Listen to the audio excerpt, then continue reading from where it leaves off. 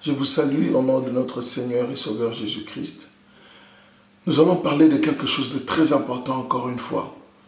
Que le Seigneur vous bénisse abondamment, qu'il vous permette de saisir le message qu'il a pour chacun d'entre nous.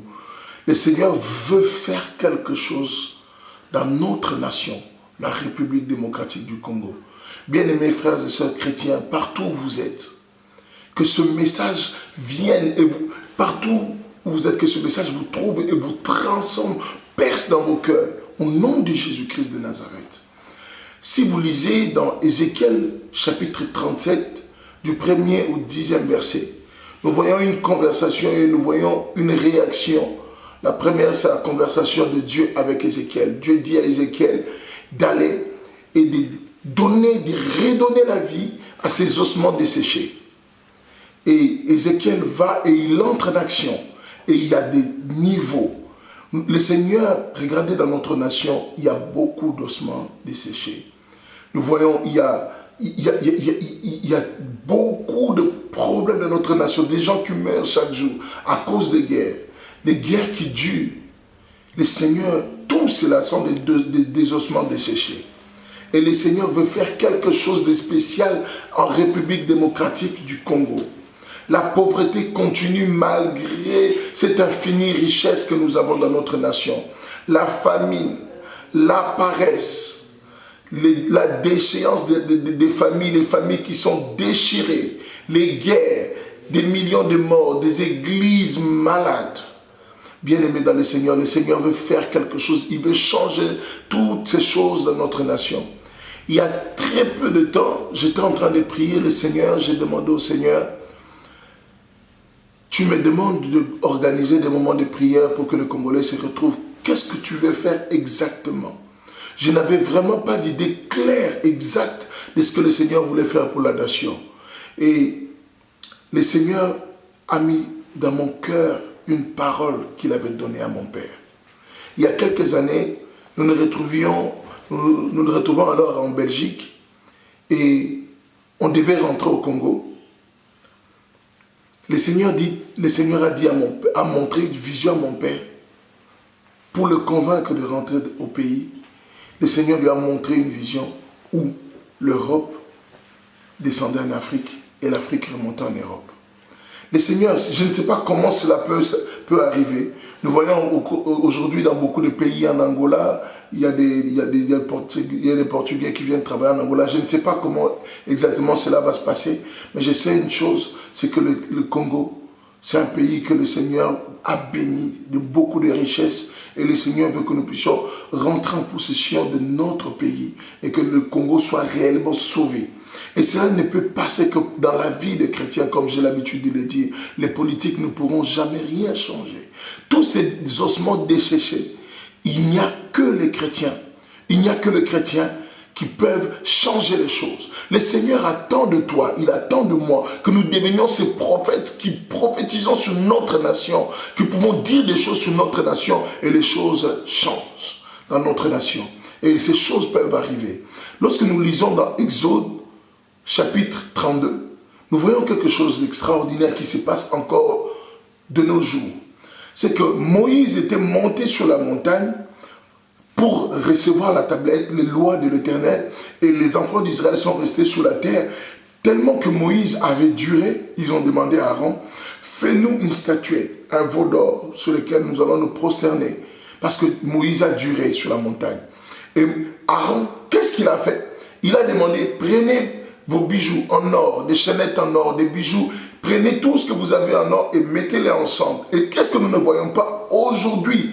Des souverains sacrificateurs, des pasteurs, des apôtres, des prophètes qui n'arrêtent pas de demander de l'argent au peuple de Dieu, de dépouiller le peuple de Dieu, de dépouiller les hommes et les enfants de Dieu pour des intérêts personnels. Je ne dis pas, je n'aimerais pas qu'il y ait des amalgames. Nous devons soutenir l'œuvre de Dieu. Les chrétiens, nous devons soutenir l'œuvre de Dieu. Mais je suis en train de cibler parfaitement ces hommes de Dieu qui ne sont pas droits dans leur cœur, dans leur manière de faire, qui ne sont pas droits, qui dépouillent, en dépouillant les hommes, ils s'enrichissent eux-mêmes et ils font des idoles tout autour de cette richesse. Regardez ce qui s'est passé.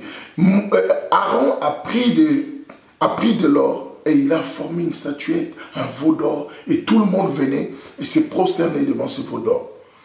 Vous savez, aujourd'hui, au nom de Jésus, si vous lisez bien ce texte, la parole du Seigneur dit que le peuple a fait cela à l'honneur de l'Éternel. Ils ont fait un culte à l'honneur de l'Éternel. Ils s'est prosterné devant une statuette. C'était de l'idolâtrie, mais à l'honneur de l'Éternel. Aujourd'hui, dans nos églises, nous parlons et nous prêchons sur l'argent. L'église est malade, bien-aimés frères et sœurs chrétiens.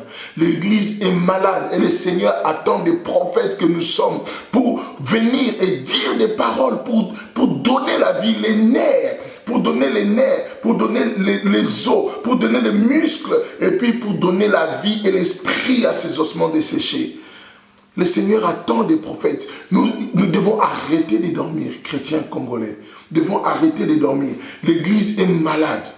L'église est malade. Et comme Moïse tarde de venir, qu'est-ce que les gens font? Ils font des statuettes. Et les souverains sacrificateurs comme Aaron, c'est eux-mêmes les premiers à créer des idoles dans l'église de Dieu.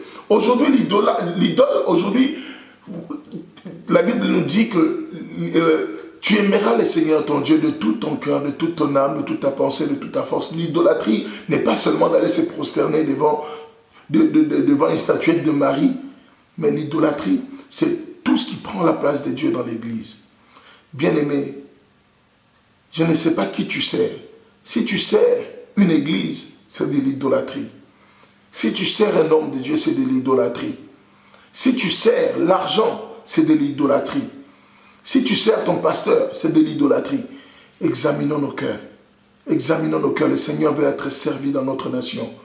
L'église est malade et ceci doit s'arrêter dans l'église de Dieu. Le Seigneur veut être servi et lui tout seul. Personne d'autre. Aujourd'hui, l'évangile qui est prêché, c'est l'évangile de la richesse. Les chrétiens viennent à l'église pour devenir beaucoup plus riches. On promet aux chrétiens que lorsque tu deviens chrétien, Dieu va te bénir, tu auras de l'argent, tu auras toutes ces promesses. Regardez bien dans notre nation, tu vas voir les mêmes personnes.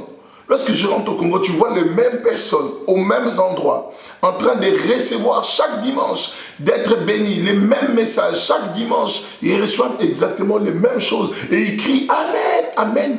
Et leur vie ne change pas. Bien-aimé dans le Seigneur, il y a des principes de Dieu qui ne peuvent pas changer. La sémence et la moisson, ce que tu sèmes, tu le récolteras. Celui qui ne travaille pas, comment il va espérer devenir plus riche? Écoutez-moi bien, je vous pose une question. Tous les riches païens qui existent sur cette terre, vous pensez que c'est parce qu'ils sont allés dans des églises, ils ont crié qu'ils ont reçu leur richesse? Ou bien ils sont forcément allés chez des féticheurs pour avoir leur richesse? Le travail produit de l'abondance. Et c'est la parole du Seigneur qui nous en parle. Le travail produit de l'abondance. Mais la Bible nous dit, nous donne un secret. Tu prospéreras à tous égards et tu seras en bonne santé, mais comme prospère l'état de ton âme. Si ton âme ne grandit pas, si ton amour, ton âme c'est quoi? C'est les sources des sentiments, des émotions, des passions, des besoins, les sources, c'est-à-dire ton être intérieur, si cela ne grandit pas, si tu ne deviens pas plus patient, si tu ne deviens pas si ces choses ne changent pas dans ta vie, si tu n'aimes pas plus les gens, si tu ne deviens pas bon. Regarde aujourd'hui les chrétiens, on est les plus maladroits dans notre manière de parler, sans amour. Les chrétiens, on se critique entre nous, sans amour. On est les premiers à parler de l'amour, mais on ne comprend pas c'est quoi l'amour. L'amour ne soupçonne point le mal. L'amour ne regarde pas son propre intérêt. Il y a tellement de choses que nous devons comprendre de la parole de Dieu. Que le Seigneur transforme nos vies. Transforme nos vies pour que nous puissions marcher selon sa volonté. La Bible nous dit, tu aimeras le Seigneur ton Dieu de tout ton cœur, de toute ton âme, de toute ta pensée, de toute ta force. J'écoutais la dernière fois le message d'un homme de Dieu qui parlait d'un sujet qui m'avait beaucoup touché. Il disait, lorsqu'il s'est converti, il est allé dans une église où on ne prêchait que le royaume de Dieu. Je ne sais pas, entre parenthèses, je ne sais pas si vous remarquez aujourd'hui, dans les années 80-90, le message était Jésus revient bientôt. Tellement que Jésus tarde de venir comme Moïse était resté sur la montagne, les gens ont changé de message de Jésus. Aujourd'hui, on prêche l'argent, on prêche d'autres choses. Mais dans cette église où les pasteurs étaient partis, pendant 2 ans, dans cette église, on ne prêchait que le royaume des cieux. Il a dit un secret. Il a dit, il n'avait pas de soucis. Tout ce qu'il faisait réussissait. Toutes les choses qu'il entreprenait dans sa vie réussissaient. Il faisait quelque chose, ça marchait. Il faisait quelque chose, ça marchait parce qu'il était dans la volonté du Seigneur. Bien-aimés, croyez-moi, comprenez bien ce que la parole de Dieu. Il n'y a que dans la volonté du Seigneur que nous sommes bénis, bien-aimés. La bénédiction, ce n'est pas la quête effrénée de l'argent, ce n'est pas cette bénédiction. Et lorsqu'il a quitté maintenant cette église, il est allé dans une église où les pasteurs prêchaient sur les richesses, comment devenir riche, comment s'enrichir, comment faire pour devenir de plus en plus, pour avoir le bonheur terrestre, pour avoir le confort dans ce monde, comment faire pour... Et qu'est-ce qui s'est passé dans sa vie? Il n'avait pas d'inquiétude et il a commencé à avoir des inquiétudes. Il commençait à s'inquiéter sur les choses qu'il allait manger demain et les choses qu'il faisait ne marchaient plus. Les choses qu'il faisait ne marchaient plus. Bien aimé, le secret est dans le renoncement. Le secret est dans le renoncement. Nous gagnerons des choses pour lesquelles nous... C'est-à-dire, le Seigneur s'intéresse à nous, mais nous devons arrêter de nous concentrer sur ces biens matériels. Nous devons nous concentrer sur son royaume. La Bible dit, cherchez premièrement le royaume de Dieu, la justice de Dieu, et toutes ces choses vous seront données par-dessus. Nous nous concentrons sur les déchets. Tout ce qui est au-dessus, les chrétiens se concentrent sur les restes. La Bible dit, votre Père Céleste pourvoira à vos besoins. Nous avons un Père Céleste. Les oiseaux du ciel, je n'arrête pas de le dire, ils ne sèment pas, ils ne moissonnent pas. Bien-aimés, pasteurs, chrétiens, vous qui êtes des souverains sacrificateurs, vous qui vous considérez comme des souverains sacrificateurs, comme Aaron, changez de message dans le nom de Jésus. Je vous en supplie, au nom de notre Seigneur Jésus-Christ. Je ne veux pas vous critiquer, je ne suis pas là pour citer des noms ou pour cibler certaines personnes. J'aimerais juste que le Seigneur devienne le seul roi de la République démocratique du Congo. Et pour cela, pasteurs, chrétiens, congolais, bien-aimés frères et sœurs dans le Seigneur, arrêtons de nous tourner vers les veaux d'or. Arrêtons de nous tourner vers Mammon, le Dieu de l'argent. Arrêtez de parler de l'argent. Arrêtez de prêcher l'argent. Arrêtez de chercher des intérêts pour faire grandir vos églises. Prêchez le retour de Jésus. Jésus revient bientôt. Les âmes ne sont pas changées. Le cœur, les vies des gens ne sont pas changées dans l'église. Jésus a besoin des prophètes que nous sommes, que vous êtes, pasteurs. Je sais qu'il y a beaucoup de pasteurs qui prêchent l'évangile de l'argent, mais ils sont des hommes de Dieu. Bien-aimé, je n'aimerais pas qu'un jour le Seigneur te dise, éloigne-toi de moi, vous qui commettez l'iniquité, je ne vous ai jamais connu. Aujourd'hui, le message vous est donné, pasteur chrétien. Changez de message. Changez de message. Parlez. Il y a tellement de choses à dire sur le royaume de Dieu. Vous savez, après la résurrection de Jésus, si nous lisons la parole de Dieu dans les Actes des Apôtres, il est resté 40 jours et 40 nuits avec ses disciples, ne parlant que de son royaume. Imaginez, vous organisez des conférences de 1 semaine, 2 semaines, pour parler de quoi? Pour parler de quoi? Parler du royaume de Dieu. Les gens ont besoin de connaître les valeurs du royaume de Dieu. Les gens ont besoin de connaître comment on vit dans le royaume de Dieu. Le royaume de Dieu commence sur la terre. C'est lui qui doit vivre le royaume de Dieu, doit commencer à le vivre sur la terre. Comment on vit ce royaume sur la terre? Quelles sont les valeurs du royaume de Dieu? Qu'est-ce qui prime dans le royaume de Dieu? Quels sont les principes dans le royaume de Dieu? Imaginez. Écoutez bien aimés, quel message vous prêchez? La bonne nouvelle de Jésus, c'est la bonne nouvelle du royaume des cieux. Vous prêchez quelle bonne nouvelle? Vous prêchez la bonne nouvelle que les gens vont devenir riches? Oui, ils deviendront riches et ils seront selon la volonté de Dieu. La richesse, ce n'est pas le matériel, la richesse, ce n'est pas l'argent. Ce n'est pas nous qui définissons une richesse. Je connais beaucoup des hommes riches qui sont très pauvres. Je connais beaucoup des hommes riches qui ont beaucoup d'argent, qui sont très malheureux. Le bonheur ne se trouve que dans la volonté de Dieu. Changeons de message, bien-aimés chrétiens dans le Seigneur. Arrêtons de prêcher Mammon au peuple de Dieu. Arrêtez de prêcher Mammon au peuple de Dieu. Arrêtez de prêcher, maman. Que le Seigneur nous aide vraiment. Arrêtez de prêcher le royaume terrestre, prêcher le royaume céleste. Prêchons le royaume céleste. Vous savez, regardez, le message de Jésus est simple. Le Christ est venu pour nous donner la vie et la vie éternelle. Et nous commençons déjà à vivre cette vie éternelle sur cette terre. Et pour bien vivre cette vie éternelle et gagner notre royaume des cieux, comme l'apôtre Paul le dit, je travaille durement mon corps pour qu'après avoir prêché l'évangile, je ne sois pas rejeté moi-même. Bien-aimé dans le Seigneur, après avoir prêché l'évangile, tu peux être rejeté par le Seigneur parce que tu prêches un évangile qui n'est pas l'évangile de Jésus-Christ. L'évangile de Jésus-Christ se concentre sur son royaume. Et c'est Dieu qui vient donner le reste. Le reste qui nous sera donné par-dessus, c'est Jésus-Christ. C'est Dieu lui-même qui pourvoit nos besoins, qui sait ce dont on a réellement besoin. La parole de Dieu ne doit pas être un instrument pour attirer la masse ou pour faire grandir des églises. Mais la parole de Dieu est un instrument pour transformer les vies. Dans le nom de Jésus, prêchez la parole qui transforme les vies.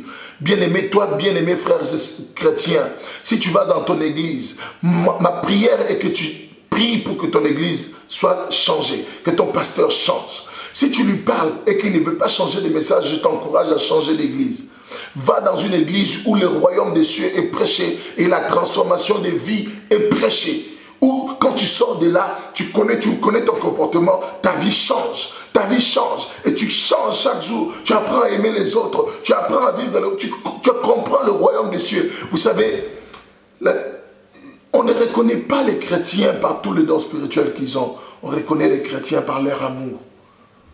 Le fruit qui produit le fruit, le Saint-Esprit dans nos vies. Pourquoi nous n'arrivons pas à comprendre cela? Le Saint-Esprit dans nos vies produit un fruit qu'on appelle l'amour. L'amour est patient. L'amour est plein de bonté, l'amour est plein de grâce. Que le Seigneur nous aide vraiment. Alléluia. J'aimerais vraiment que nous puissions comprendre une chose. Josué était resté au bas de la croix. Josué était resté au bas de la croix. Si tu entends ce message, Josué était resté au bas de la montagne en attendant que Moïse descende avec la loi de l'Éternel. Il y a des chrétiens, bien-aimés frères et sœurs chrétiens, restons au bas de la croix en train d'attendre le retour du Christ. Le Seigneur revient bientôt et ce n'est pas des fables. Même s'il ne revient pas aujourd'hui, la mort peut t'attraper. Reste au bas de la croix, comme Josué.